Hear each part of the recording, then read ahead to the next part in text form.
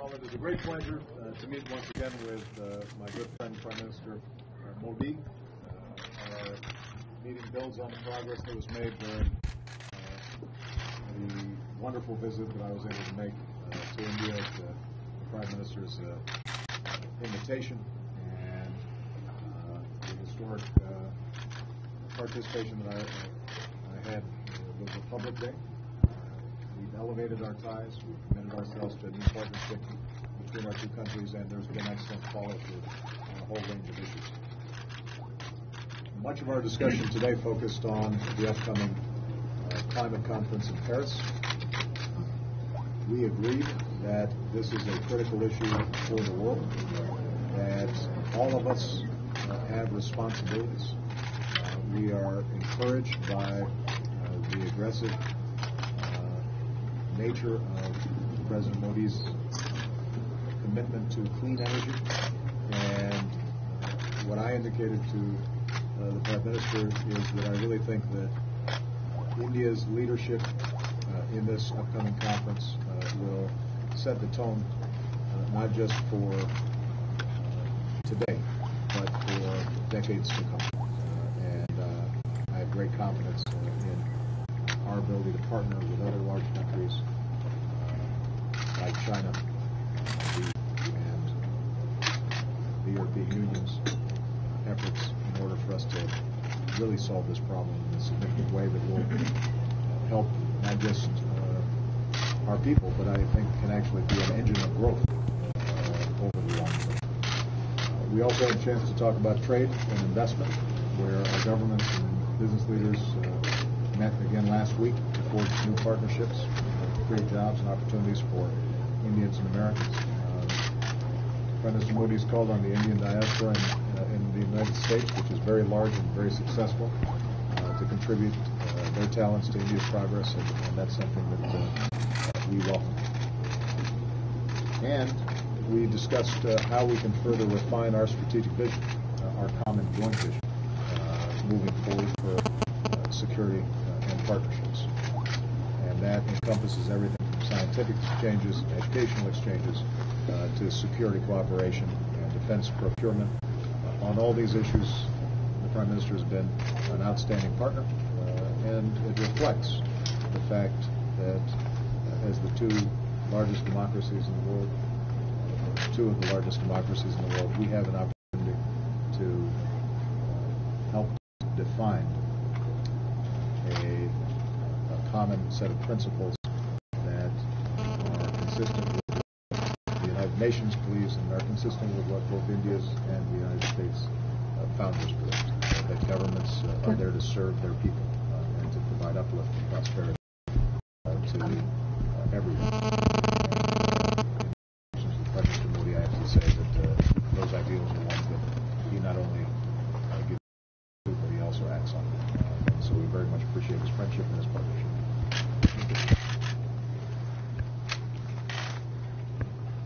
President Obama, members of the media,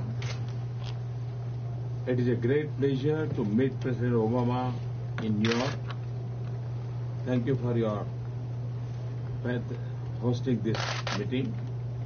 I deeply value your friendship and your vision and commitment for the relationship between our two countries. We have achieved significant progress in our bilateral cooperation and international partnership. I was in Silicon Valley over the weekend. I experienced the strength of American innovation and enterprise that provide the foundation of American success. I also saw the driving force of our relationship, youth, technology, and innovation, and the national partnership of Indian and Americans in advancing human progress. California also reminds us that India and the United States are a part of the dynamic Asia-Pacific region.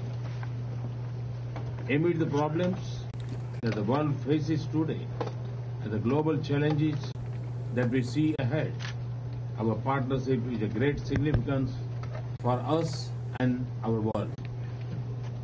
We can apply innovation and technology for achieving sustainable development goals, including combating climate change and conserving nature.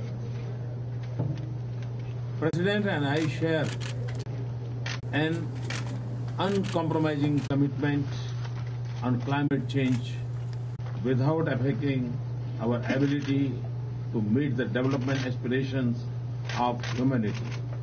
We have both set ambitious national agendas. In India, our measures include not just a plan to aid 175 gigawatt of renewable energy by 2022, but a development strategy that will enable us transition to a more sustainable energy mix. This is an exercise we are undertaking in the spirit of our culture and tradition, but also because of our commitment to the future of this planet.